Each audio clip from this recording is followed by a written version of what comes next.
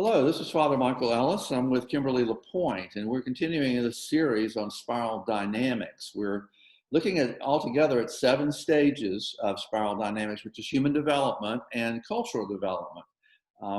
And then we're looking in general ways at these first 7 stages of development that we see in the world today.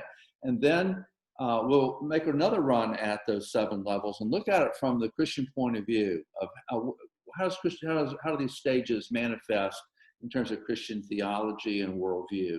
And I think you'll find that really most satisfying. And we'll also do a little bit at the end on just kind of looking at Scripture a little bit, because we begin to understand Scripture from the spiral dynamics point of view. We see that these various levels are manifested in Scripture. And if we can understand what these levels are, it allows us to put them in the proper perspective and in terms of usefulness for us today. So I think you'll find it fascinating if you'll hang in with us and all of this. So Kimberly's going to give us a little bit of a start here of talking about an overview of this stage blue, the 4th level, which she'll speak about, and a little bit of how we move, what might precipitate a move from stage red, the previous stage, to stage blue. So Kimberly, if you don't mind.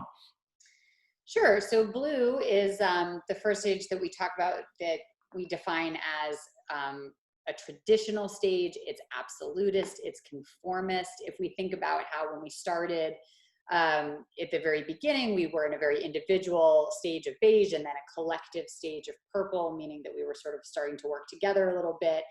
And then red, which was very egocentric and very driven for your own power. Blue returns us now to a conformist stage, and it's where we see the rise of civilizations, which puts us back to about 5,000 years ago. And even to this day, about 40 to 55% of the world is in stage blue, the world's societies. And so it's a very prominent stage in the world, both from a structure of society standpoint and an individual standpoint.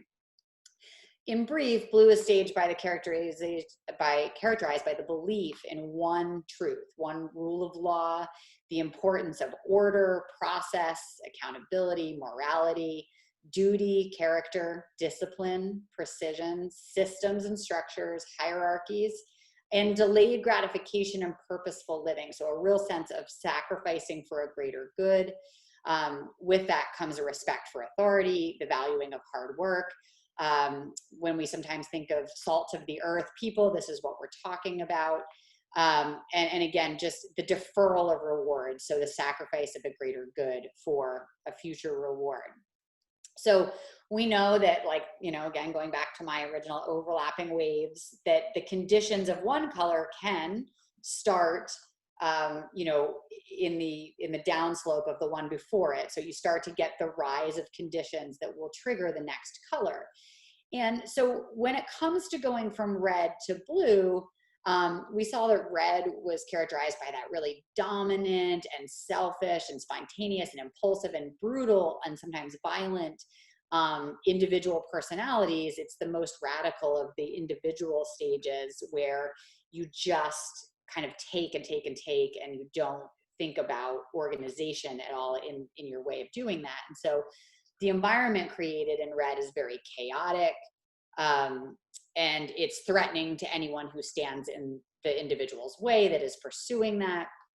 And so there's lots of chaos, uncertainty, and it inhibits, the peaceful and tranquil life of people within, living in those conditions. And so obviously that's a really difficult way for a lot of people to live. A lot of people, can't live under those conditions. And so blue starts to arise by the frustration that mounts from that chaos and people starting to organize themselves to bring order and structure to those conditions. So I think we've said it before in previous episodes, but one way to think about it is red kind of just exhausts itself. Like, it's too chaotic, it's not working well. And so people start to come together and view in a way of how they can be good citizens and loyal and sacrificing for each other in order to just make it work better. So for the individual in red to move to blue, it can be precipitated by reflection of consequences of behavior, or something that's just not working well, doubts about whether their own pursuit of pleasure is bringing the results that they hoped for. You know, again, it's just not terribly effective to be just sort of brutally out for yourself. In the end, it doesn't work all that well.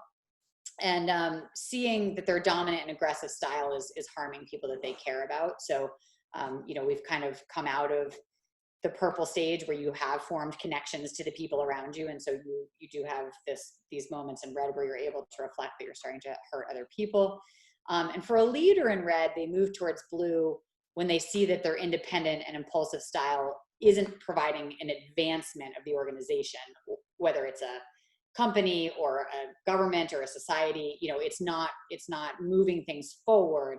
And so they start to become interested in processes and procedures that can be more organized in terms of driving forward. Okay, very good. So what we want to talk about now is a number of characteristics of stage blue. So you can really get a handle on this to begin to see it shaped. Kimberly's kind of giving you some of the watchwords of some of which we're going to look at.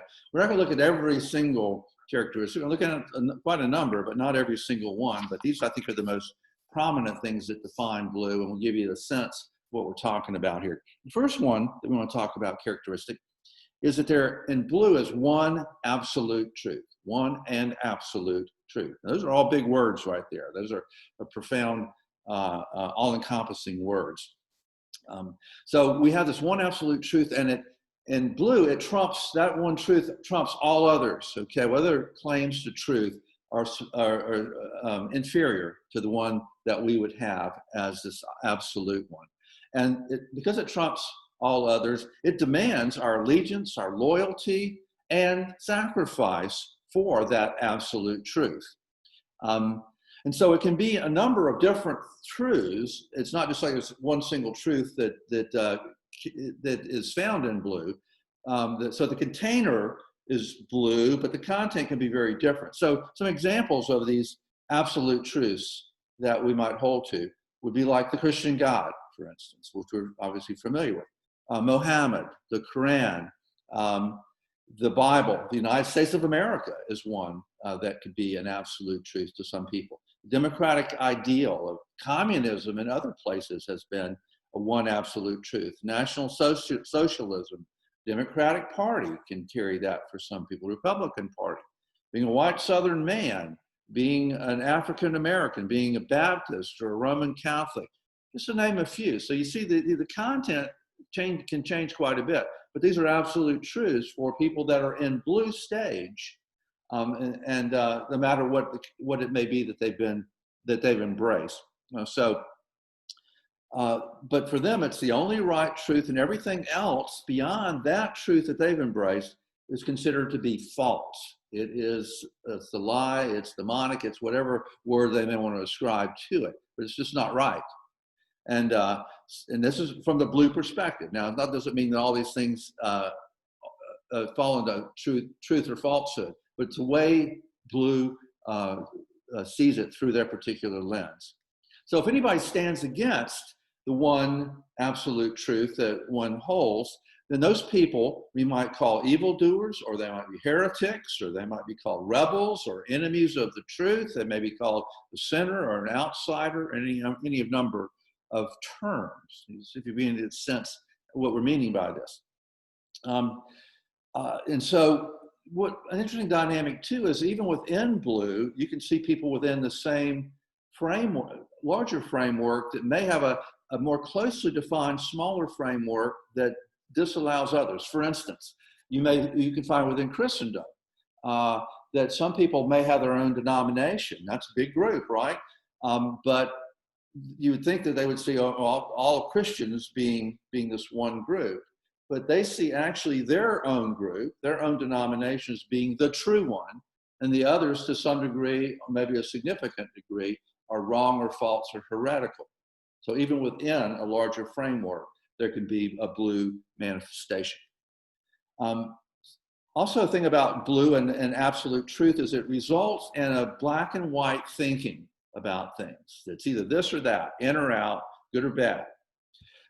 So those who embrace our absolute truth, we consider to be good people, and those who don't embrace that, one absolute truth would be bad people. It's just as simple as that from the blue lens. Now, the next characteristic is how blue approaches right and wrong. Right and wrong. This is closely related to the absolute truth that we're talking about earlier for the blue stage. The view of what's right and wrong is based in these absolutes. So blue is about law and order. Now, remember that in stage red, red had not yet developed the capacity yet. They did not have the conscious capacity yet to experience guilt or remorse about things that one does. It's guiltless. And so the development of consciousness in blue is the first stage where we see the conscience develop and the idea that of guilt or remorse, things can be good or bad in this particular sense. And in blue, in terms of right or wrong, blue sees the whole world as this battle going on between good and evil. And of course, blue would see that their particular absolute truth is the right one. We're talking about right and wrong. Theirs is the right one, the side that we're on, right? So whatever that may be. So good in blue is expected to be done, and you may get some rewards for doing this. If you do the right thing, you may get rewards, but certainly you will get punishment if you fail to do the right thing. If you do wrong, it means that punishment is the result that must happen. Bad behavior, bad ideas must be punished. Punishment is seen as the logical result and the just deserts of these particular actions or ideas. These are the just consequences. So justice for someone in blue is that a wrong has been done and it must be put right through some counterbalancing punishment. So there's been an offense, and so there needs to be a penalty for that particular offense. And that would be the idea of justice. Now, when you get into, say, stage green and two stages hence, they use the word justice as well, but they're meaning something very, very different. In green, they're thinking of justice meaning lifting up any of those who've been abused or deprived or left behind, rather than punishing particular people. So very, very different emphasis using the same word, justice. So in blue, justice is seen from a punitive point of view. And it's seen also not only as a rebalancing of evil, but also a deterrent for bad behavior.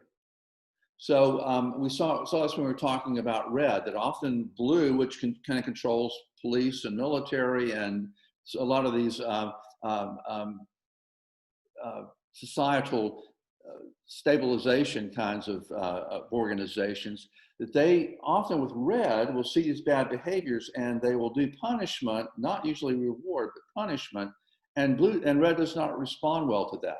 Again, it does not develop the sense of conscience, of guilt or remorse, and it has no consequential thinking yet at this particular stage. So it doesn't work very well with red for a deterrent, and yet blue uses this as a deterrent. Works well in blue, perhaps, but not in a stage red. So when one gets in the blue thinking, when one gets out of line, they actually need to be called out about it. It's not something in blue we kind of let it go. It needs to be called out. It needs to be corrected, because if it's not corrected, it's a slippery slope, right? And we can have worse consequences down the road. So we must expose the errors of their ways. So if one's say Christian in blue and they're concerned about theology, and somebody writes some theology that doesn't match their absolute truth, they've got to call it out, and they've got to challenge it, and they've got to expose that in their particular view. They've got to. So there's when they expose the error, it's through condemnation or shunning, excommunication, those kinds of things. Also in blue, related to this right and wrong, leniency is not much entertained in the blue mindset. There is, however, room for restoration. Now, this is something that's really important in blue when we look at right and wrong. If someone has violated some truth or law, they can be restored, but they must go through a prescribed process. And that would normally be some form of repentance and restitution. And when that's been done, repentance, restitution's been done, then we can offer forgiveness to that person and they can be restored to the society, to the community. Also, another thing about blue and right and wrong is punishment is frequently applied in the name of what the absolute truth is, that authority. So it could be in the name of the prophet, for instance.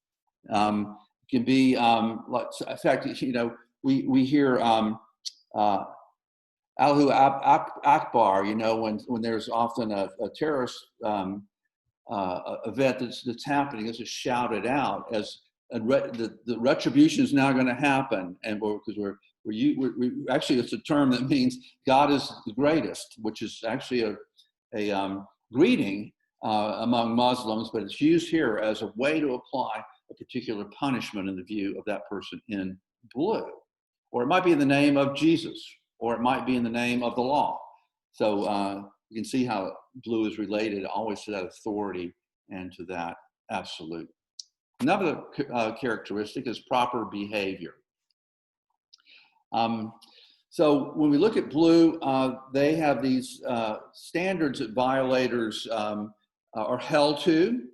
And so it's not simply about avoiding punishment or applying punishment, it's also by avoiding punishment through a proper behavior.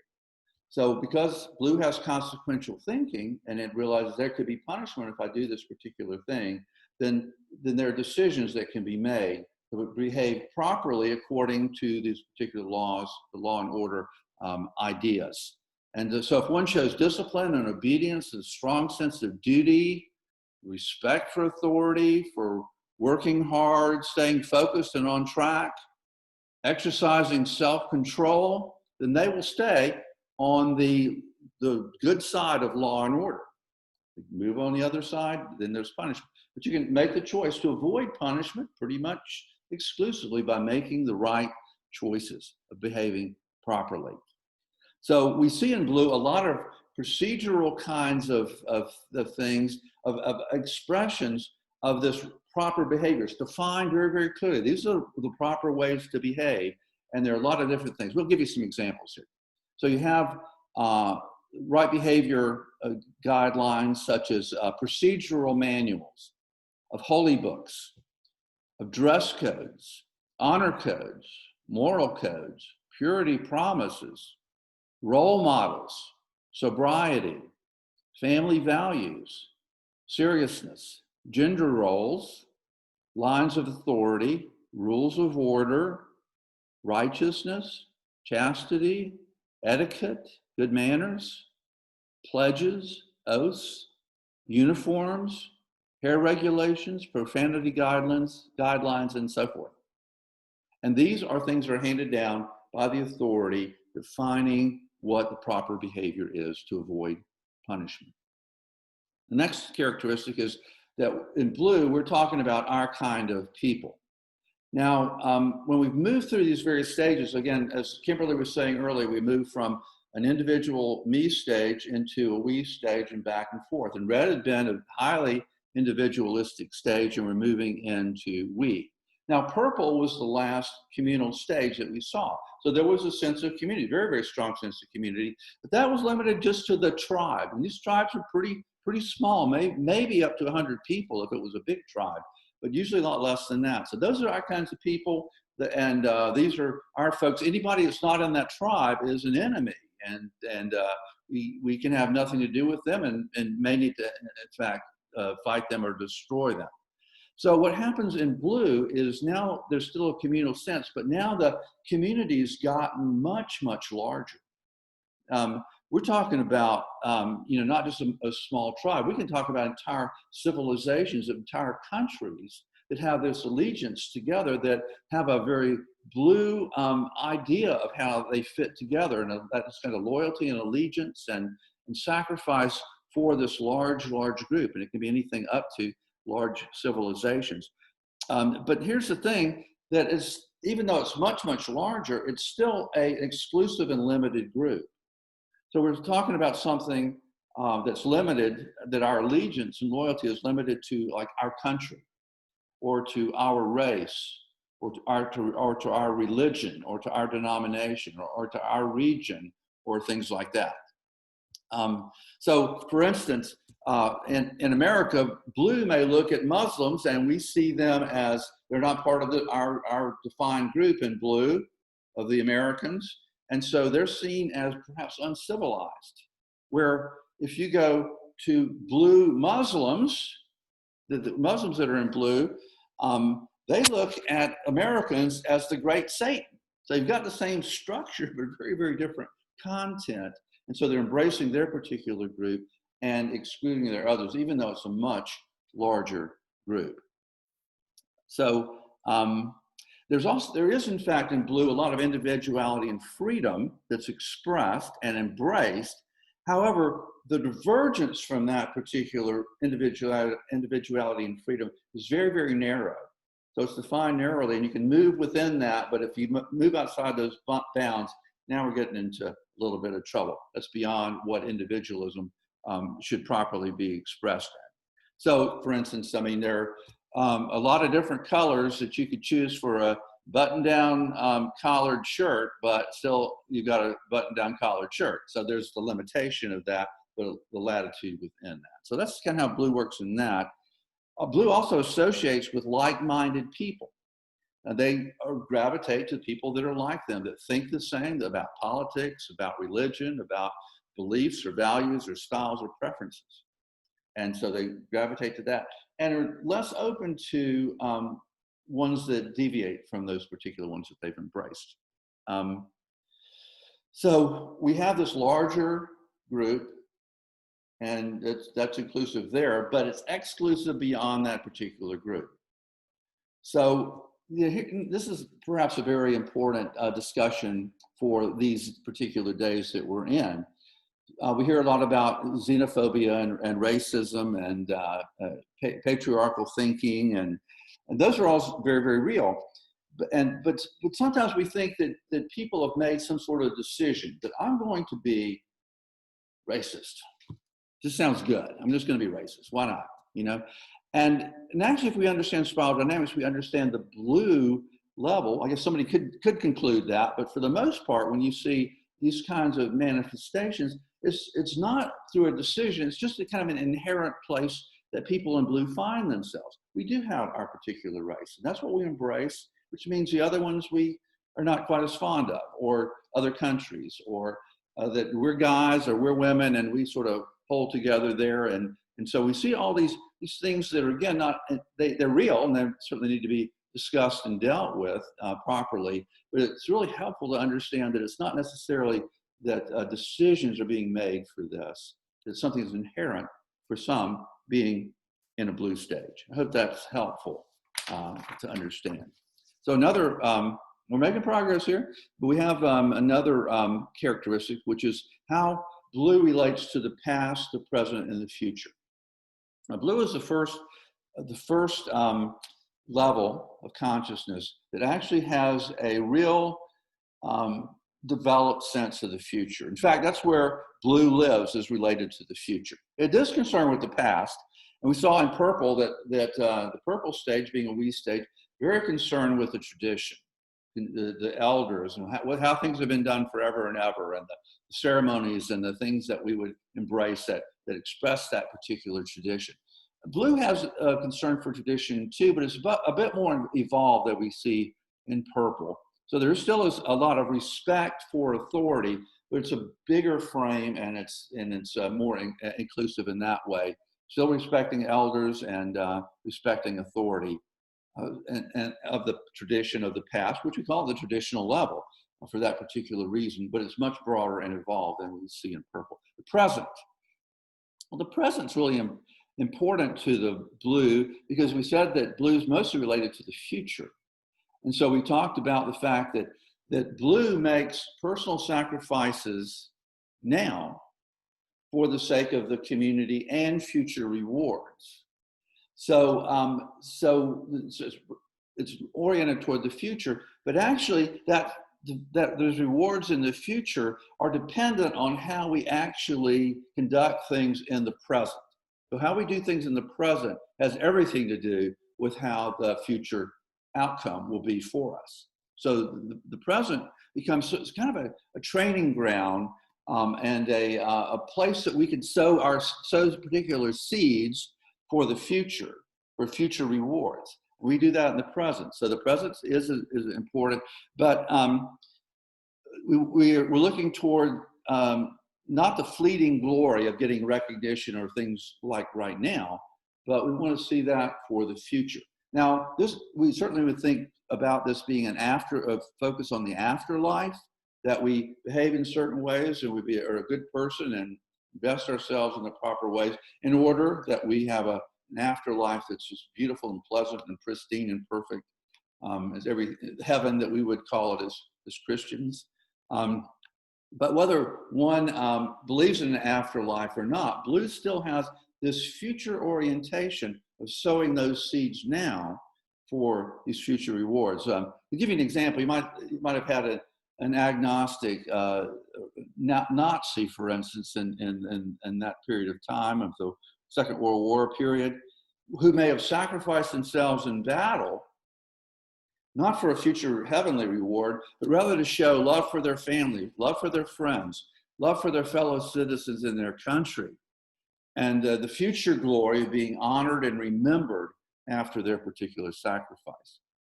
On the other hand, as an example, you may have a Muslim who has a future orientation for this paradise that they're to have, and they might give themselves in jihad now for a future heavenly reward that's going to be those great banquets and the 70 virgins and all the things that they may embrace. The Christian might do all the right things for a peaceful and perfect heavenly existence when they die, when they've run their particular course. Now, this Blue mentality, future orientation, was very much in contrast to the stage Red that we saw, which again was immediate and impulsive, completely in the present, and with no consequential thinking. So the advent of consequential thinking comes to be in the Blue stage. And so there's a lot of thinking about things in the present in terms of what their consequences will yield in the future. So for instance, the result of this consequential thinking are things like saving money for the future, or saving money for future purchases, or retirement planning, or even the idea of a home mortgage. You're paying a little bit in order to have this free and clear one day. The idea of insurance is very much a Blue idea of providing for the future. Making right choices right now to stay on the right side of the law. Building a business, making a marriage, providing for our children now and in the future. Even planting an orchard is something that involves consequential thinking. And if we put these little trees in now, think of what they'll be in 20 or 30 years from now. So all of this that we talked about concerning the future is what we call delayed gratification, and brings together past, present, and future in the way that Blue looks at it. So let's look a moment at power and authority as a characteristics of Blue. So we've talked about there's absolute truth, there's also absolute authority in Blue, which can be things like the Bible or God as carefully defined by whichever group, the Quran, the teachings of the master or the founder of a way of thought, or the manual, the commander-in-chief, the king. All these can be authorities in Blue and many others. Now, unlike Red, which has authority, but its authority is based on raw power. In Blue, authority is based on positional power. So that is, say someone's had the training and been elevated by the proper authorities in order to have this position, you know, like maybe the bishop of the diocese. Well, they've had a process for elevating them. It's not a result of raw power, but it's positional authority. And also we saw in red that there's authority, but it's all right, the few right at the very, very top. In blue, the authority there's an ultimate authority, but there's a lot of authority that's delegated out. It's very, very hierarchical structure in blue. In fact, blue is the most hierarchical of all the various consciousness types. There's a trickle down of authority there. So we have hierarchies, flow charts, lines of authority in blue. So we also see in blue a lot of pomp and circumstance, that the authority is held in great honor. We honor and invest in the position of this particular authority. We see this pomp and circumstance in the way that we install people into their positions. We celebrate their positions. We honor them in their authority. And that's through traditions and ceremonies and devotions. And so we see all this actually as an example in the British monarchy of all this pomp and circumstance and the procedures and manuals and ways to go about honoring these that are in authority.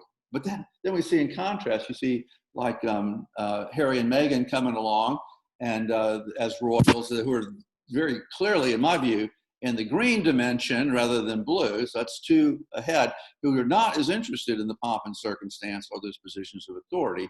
They're perhaps bucking that a little bit, bucking the expectations of blue there. Succession, proper succession is very important to blue, and it's often someone related to the sovereign, the authority person. So you may have an heir to the throne, or you may have a mega church pastor who hands off that big church to their son when he's able to take it over. So nepotism is also very prominent in blue. Very briefly, a purposeful living comes into being at stage blue. This is related to that one absolute truth as well, because if there's an absolute truth, there's a directionality to this truth. It's leading us to somewhere. And if we think about it in the God frame, well, we think about that, God has made us for a particular purpose. We have spiritual gifts, and those coalesce into a way that we can use our life in the service of others, in the service of God, that will have this great fruit in people's lives and this great reward as we move down the road. So there's a purpose and direction, that our life has purpose. And so we can invest and make those sacrifices, realizing that and those future rewards will be pleasing to God, or whatever frame that we put that in laying down our lives for other people. So it's a vision-driven perspective. Now let's look at work for a minute. Blue and work, we listened to all those various characteristics of blue. It should be no surprise that work is really important in the blue. It's because it's being responsible to the authority by working hard, and responsible to the group, because we're group oriented. We want to make sacrifices for the benefit of the group. And one way that we do that in blue is through our very hard work. Work helps to define us, give us purpose that we're talking about, give us meaning for our life. It's a source of accomplishment, of satisfaction as we do that well and see the fruit of our labor. We see that satisfaction because it contributes to the well-being of other people, and that creates satisfaction as well. We also see that work provides for the people that we love. It provides a living. So we're showing responsibility in that way. And also in the area of work, when blue works with other people, and say in an organization, a business, or anything like that, the focus of the work is actually the mission we're trying to accomplish. That's the main focus. So the task that we're trying to do is more important than the social needs of that particular group of people, their feelings and personal satisfaction. Not wrong to have those, but that's not the main focus of that in blue. And if sacrifices are required for the fulfillment of that work in the proper way to fulfill that mission, then those are accepted by those particular people in blue. You might imagine that blue doesn't look very favorably on those who don't want to work and make their particular contribution to the whole. So this is why things like the kind of trigger words that we would see for blue would be things like entitlement, welfare, socialism, universal health care, universal minimum income proposals. All these sorts of ideas set off blue because, in part, the way they look at work and everybody making their particular contribution. Now, the final thing we're going to look at in the characteristics is, briefly, we're going to look at education. Education in blue is what we would call avoidant learning. It's a rewards and punishment system in education, especially the avoiding punishment emphasis and other negative consequences. Avoiding those is what we want to do in the educational process. There in blue is the idea that you will not learn effectively without a threat of punishment hanging over us. That's something that motivates and propels people, and does for some people. But again, learning the different levels doesn't for everybody.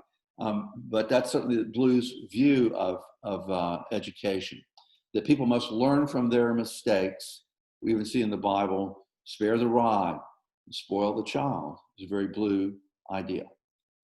The style of education in blue is what we call the pitcher model, which is you have someone who is knowledgeable, that's in authority about this particular bit of knowledge, and they are pouring into the student the information.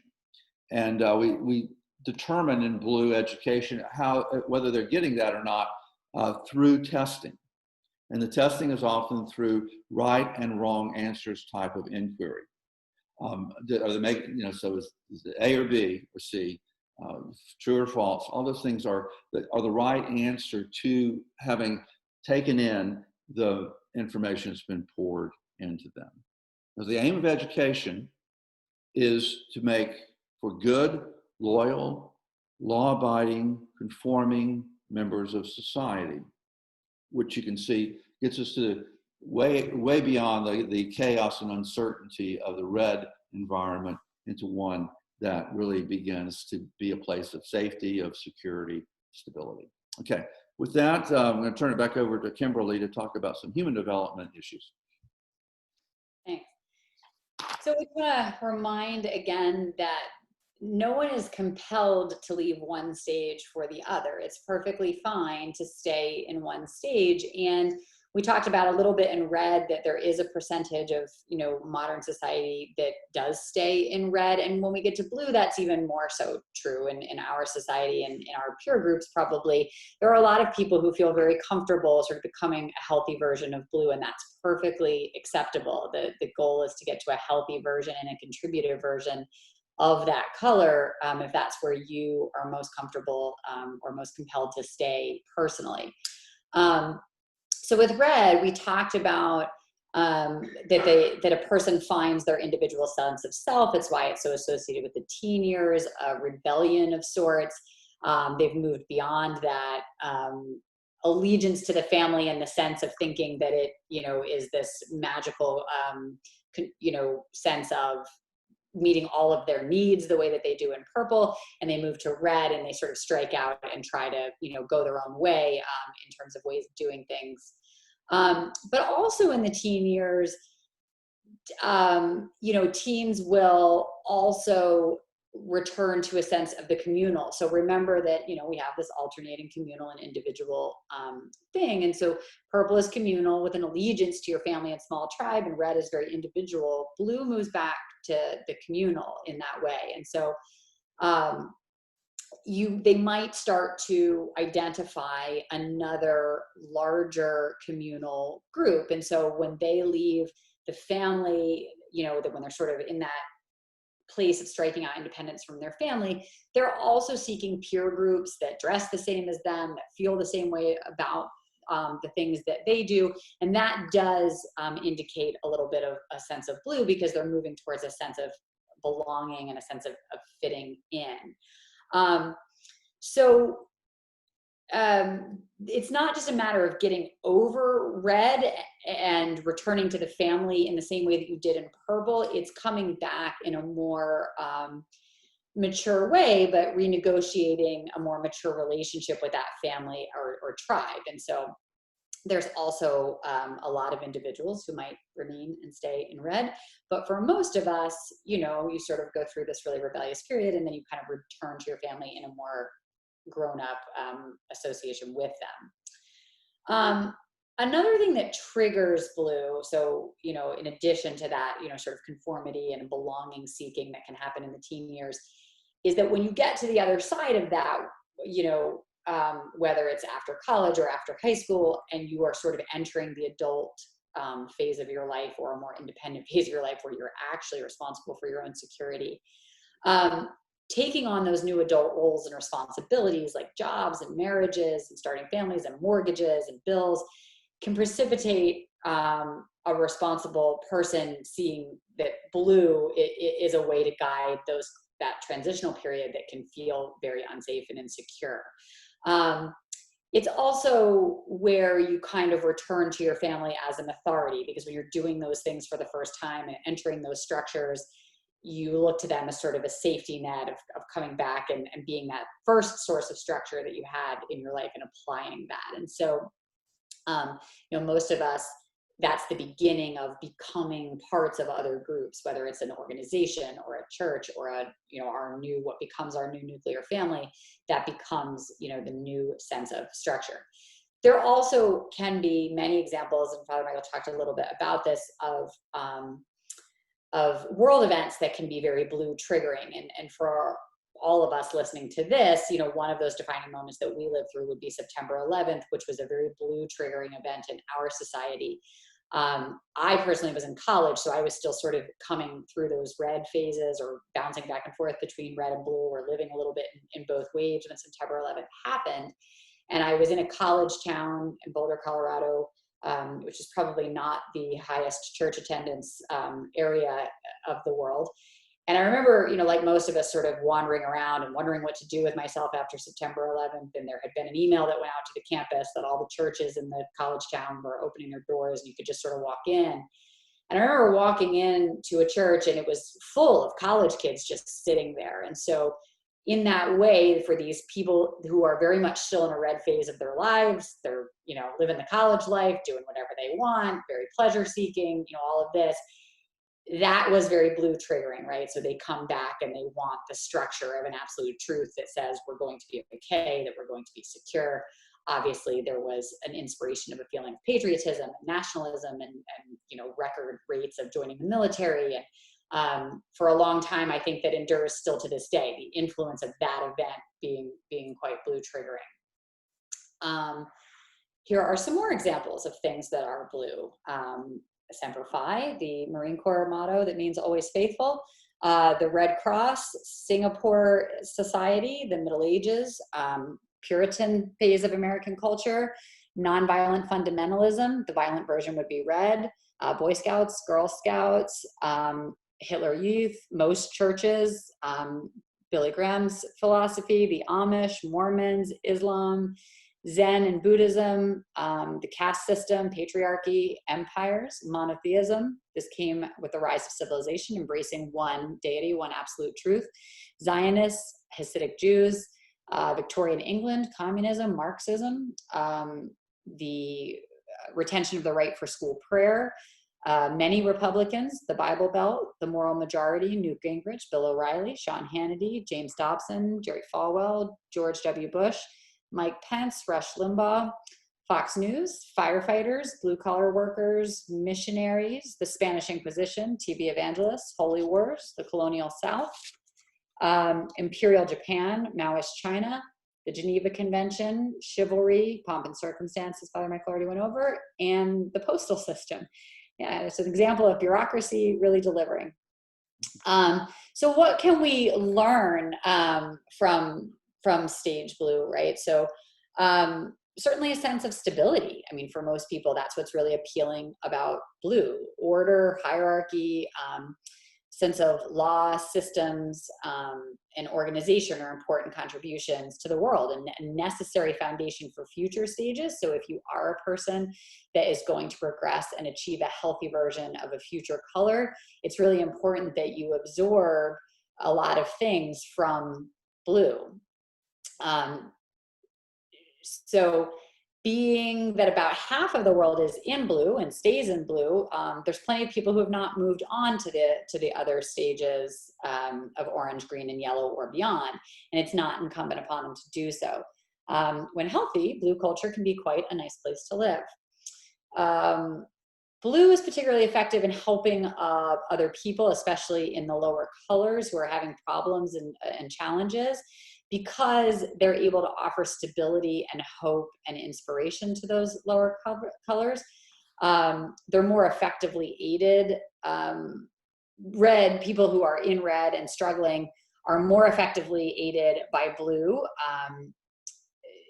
who are healthy and structuring communal in order. And, there's certainly a lot of people who think that if you are quite blue in terms of structure and schedule, you're probably going to be more effective at creating a very healthy beige and purple stage infant and child, right? It's what's beaten into us as parents, that if that schedule stays rigid, you will have the dream toddler, right? And so that's a real skill that we borrow from a blue mentality to create a healthy beige and a healthy red as they come through like early infancy. So it's a real application of that. We can learn good citizenship, community, order, and accountability that is needed to overcome some of those obstructions, or to overcome things like addiction, being really honest with ourselves, having that accountability. Father Michael and I, who are fans of the 12-step program and have experience with that in our lives, like that surrendering to a higher power is step one, admitting a powerlessness. It's a very red to blue thing, that you personally don't have the power you think you do, and that you have to sort of turn, that over to a higher power.